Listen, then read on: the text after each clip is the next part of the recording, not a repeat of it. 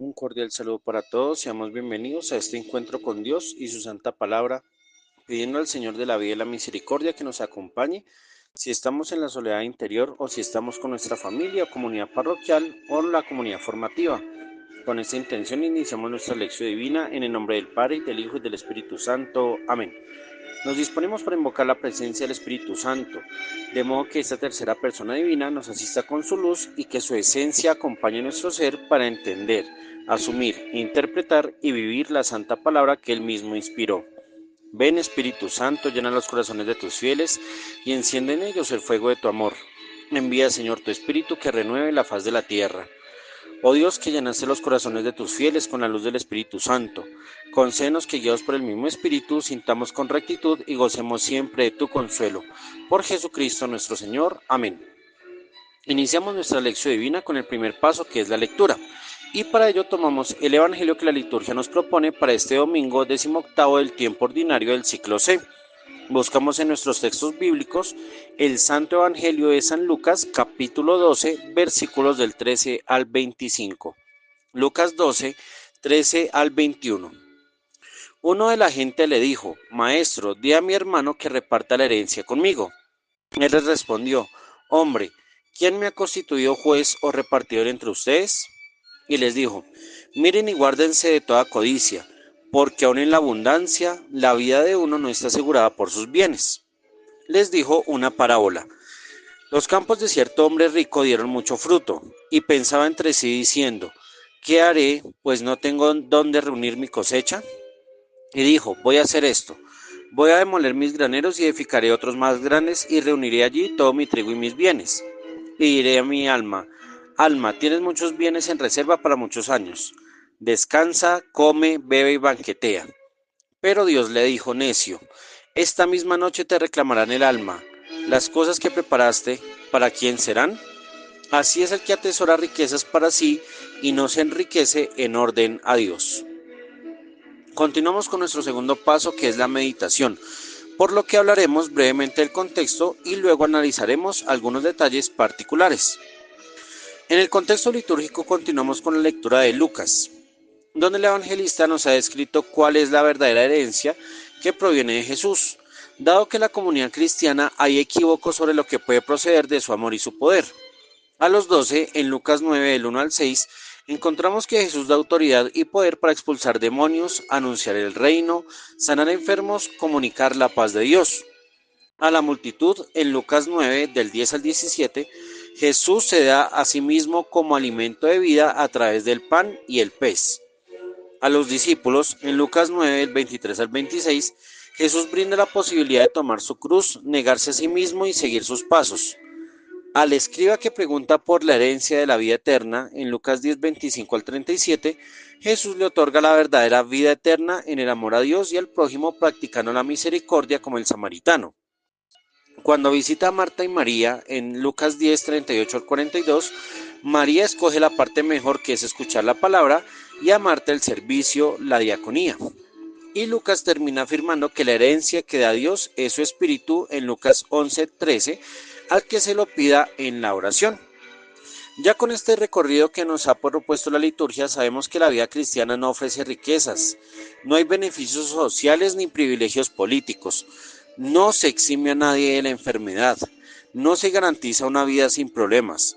Todo se resume en la imitación de Cristo, que consiste en la vida hermosa a través del amor, la donación, la renuncia de sí mismo, el anuncio de lo que Dios quiere, una vida coherente desde el servicio, la oración y la escucha de la palabra.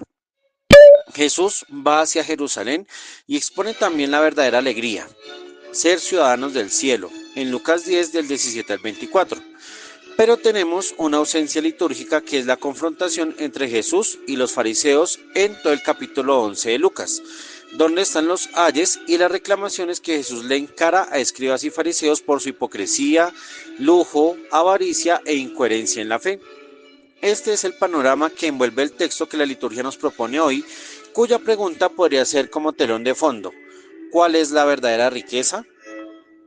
Iniciamos entonces con la polémica del hermano. En la época de Jesús, los falsos maestros acumulaban riquezas, tales como los sofistas griegos, y en el ambiente judío, los fariseos. ya que ellos realizaban sus enseñanzas y cobraban ciertas sumas por ofrecer un conocimiento religioso, político, legal o social.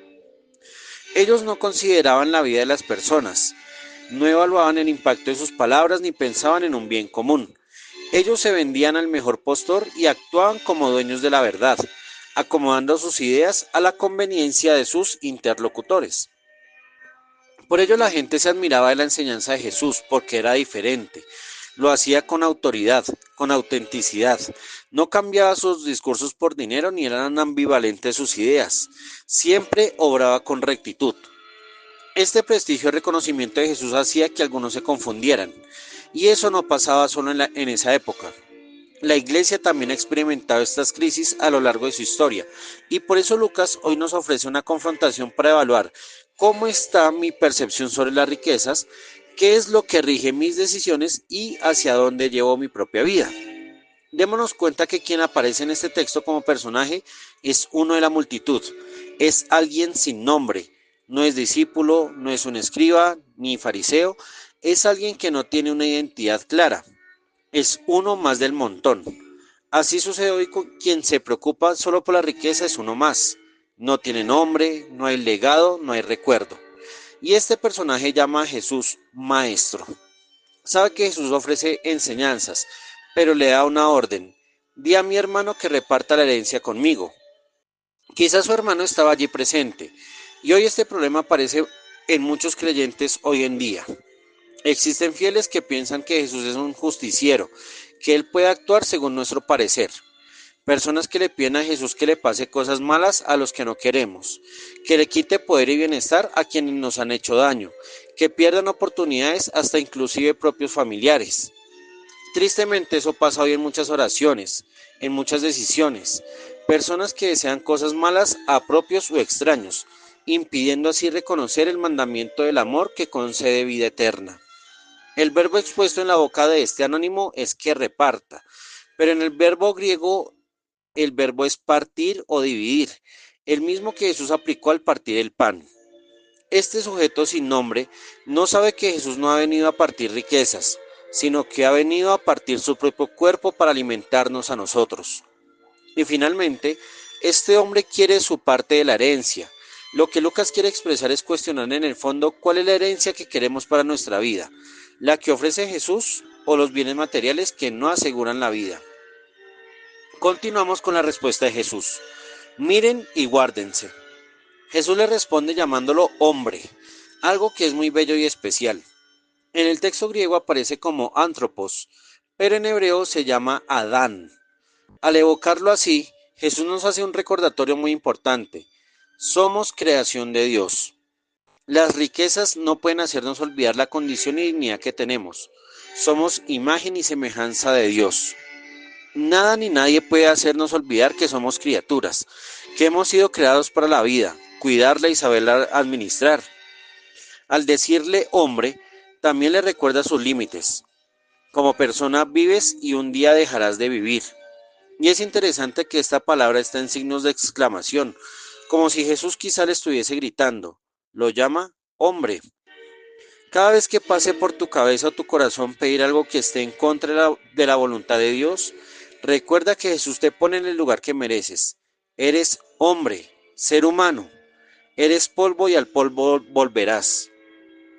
Tienes un soplo divino que te permite vivir, y ese soplo lo devolverás el día en que mueras. Nada enriquece ni debilita lo que eres ni lo que tienes. Solo lo que sale de ti le da sentido a tu propia existencia.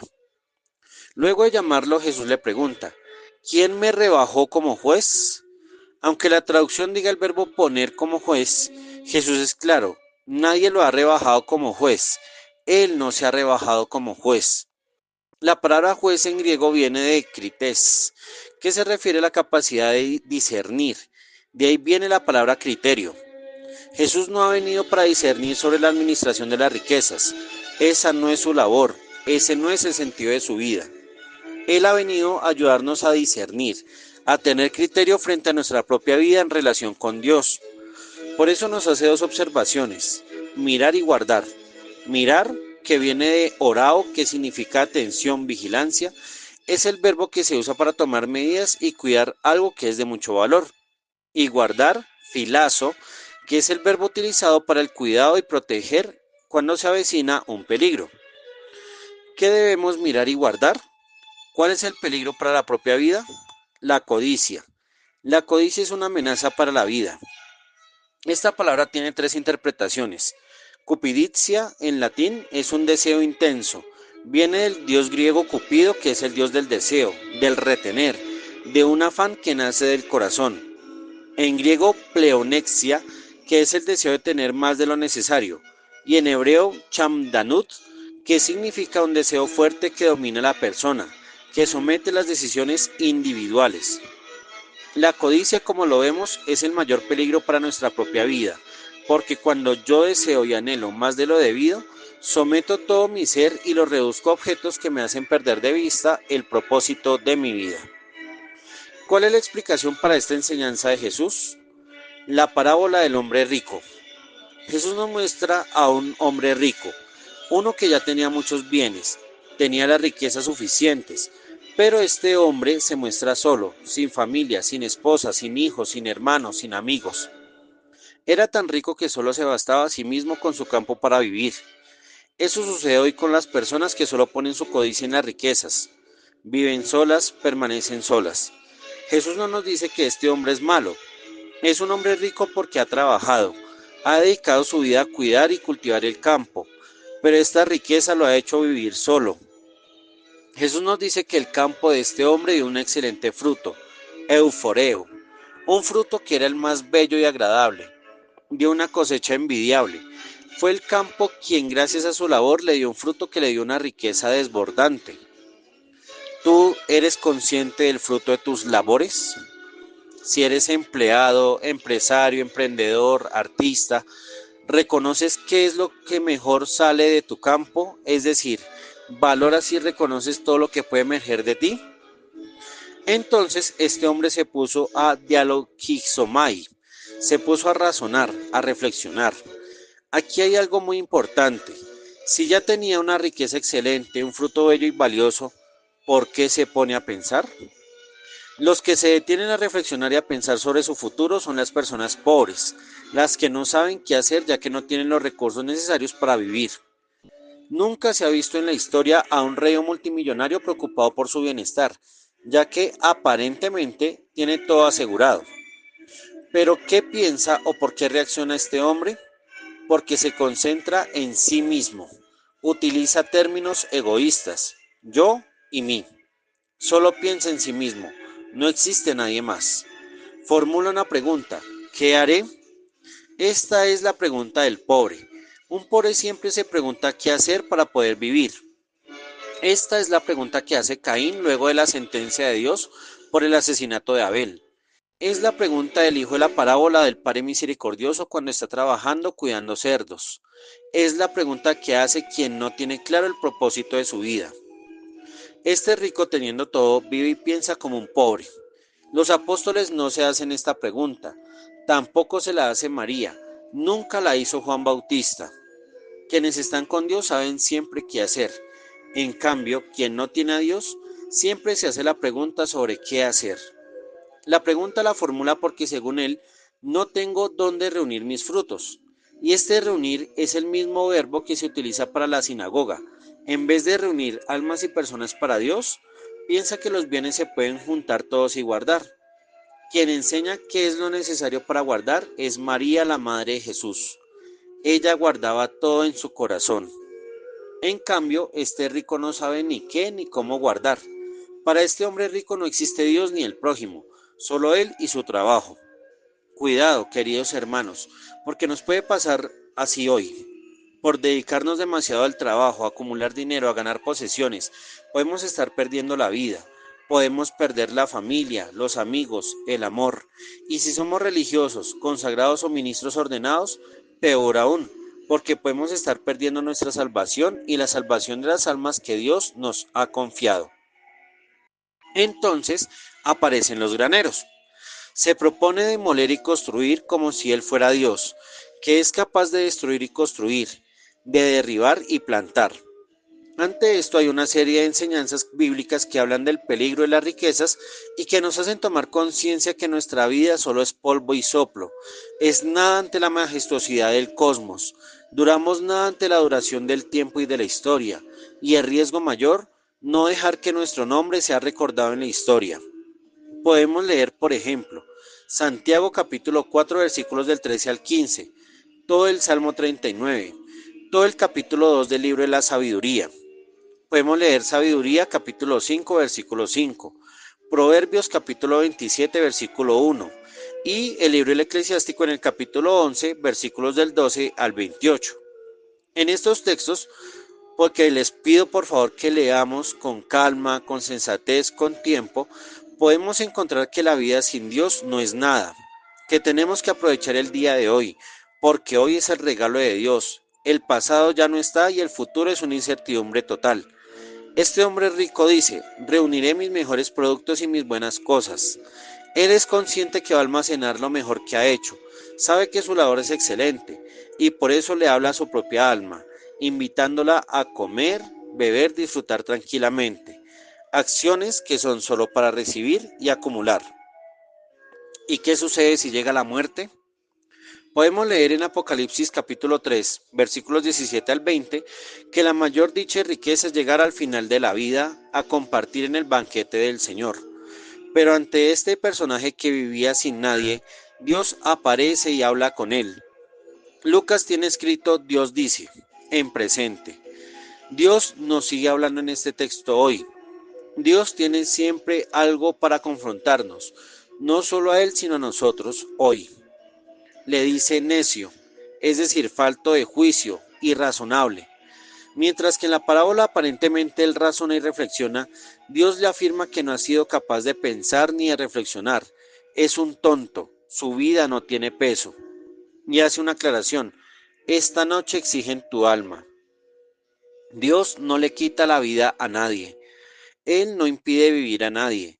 Le recuerda que las fuerzas de la vida, del tiempo, de la naturaleza, las reglas y leyes naturales, la temporalidad y la eternidad le pondrán fin a su vivir. Exigir el alma es quitarle el soplo vital, dejar su cuerpo material y físico inerte, y le cuestiona con profundidad, ¿lo que preparaste a quién será? Que se traduce en, ¿cuál es el sentido de tu vida? Por eso démonos cuenta de la flecha, el sentido es la flecha, ¿hacia dónde llevaste tu vida? Esta es la pregunta que Jesús quiere que nos hagamos en el fondo. ¿Tú esperas que tu vida cambiará si recibes una herencia? ¿Piensas que tu nombre será recordado solo por tener un trabajo con mejores ingresos? ¿Crees tú que tu vida será larga solo por tener riquezas? ¿Lo que tú haces para quién será? Este rico no dice nada, no responde nada a Dios, porque ante esta pregunta no hay palabras, solo lo que hiciste en vida. Por ello el texto termina mostrando la diferencia entre tesauro y Plutón. Si piensas acumular tesoros, esto te llevará a la ruina. Pero la verdadera riqueza, Plutón, está en donar tu vida en Dios y en el prójimo. Así serás eterno. Así compartirás tu herencia con los santos, con los hijos de Dios. Seguimos con el tercer paso de la lección divina, que es la oración, por lo que los invito a sumar a estas palabras lo que nace también del propio corazón. Padre misericordioso, gracias por habernos creado a tu imagen y semejanza, por darnos el hoy como una oportunidad para alcanzar la salvación y la felicidad. Precisamente ahora nos acercamos para pedirte perdón, porque pensamos que la felicidad está en acumular y que la salvación ha llegado cuando nos sentimos cómodos con nuestro estilo de vida. Hoy venimos a suplicarte que bendigas nuestras labores, que nos hagas recolectar frutos bellos y productivos, con el fin de saciar nuestra alma compartiendo nuestros bienes, poniéndolos a tu disposición y compartiendo con quien más lo necesita. Hoy necesitamos compartir, no solo alimento, ropa, vivienda o dinero, también debemos hacerlo con el tiempo, la escucha, la dedicación, un abrazo o un perdón. Ayúdanos a darle un sentido bello a nuestra vida, desde la oración, el servicio y la donación de la propia existencia. Amén. En el cuarto paso de la lección divina seguimos con la contemplación. Pausa este subsidio y vive tu encuentro con Dios. Contempla tú mismo, examina cuál es tu riqueza y con tu comunidad. Evaluar qué hacemos con el fruto de nuestro trabajo. Como síntesis de la lección divina, primero ante Dios, ¿qué hago con lo que Dios me da? Segundo, contigo mismo, ¿cuál es el sentido de mi vida? Tercero, con tus hermanos, ¿qué guardamos y qué compartimos?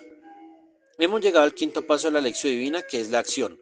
Tu turno para aplicar lo leído, meditado, orado y contemplado. ¿A qué me invita la palabra? ¿Qué haré esta semana para cultivar lo que Dios ha hecho en mí? ¿Cómo ser signo de la presencia de Jesús? Ahora vamos a hacer de forma personal o comunitaria la lección a través de las siguientes preguntas. En la lectura, ¿qué dice el texto? ¿Cuáles son los temas? ¿Cuáles son las palabras que se repiten? ¿Cuáles son los personajes? En la meditación, ¿por qué se habla de la codicia? ¿Qué significa mirar y guardar? ¿Por qué Jesús habla del reclamar el alma? ¿Cuál es la diferencia entre tesoro y riqueza? En la oración, ¿qué le quiero decir a Dios desde lo leído? ¿Qué le ofrezco a partir de lo vivido? ¿Qué quiero pedirle a Dios? Y en la contemplación, ¿cómo vivo este texto? ¿Qué significaría para mí ser hermano, la herencia, la codicia, mirar, guardar, el trabajo, la riqueza, el tesoro, el alma? Terminamos nuestra lección en las manos de la Santísima Virgen María. Bajo tu amparo nos acogemos, Santa Madre de Dios. No desprecies nuestras súplicas en las necesidades. Antes bien, líbranos de todo peligro, oh Virgen gloriosa y bendita. Amén. Muchas gracias a todos por su atención. Dios los colme de bendiciones. No olviden suscribirse a este canal y compartir este video. Recuerden que la palabra de Dios se lee, se ora, se celebra y se vive en comunidad. Terminamos nuestra lección divina en el nombre del Padre, y del Hijo y del Espíritu Santo. Amén.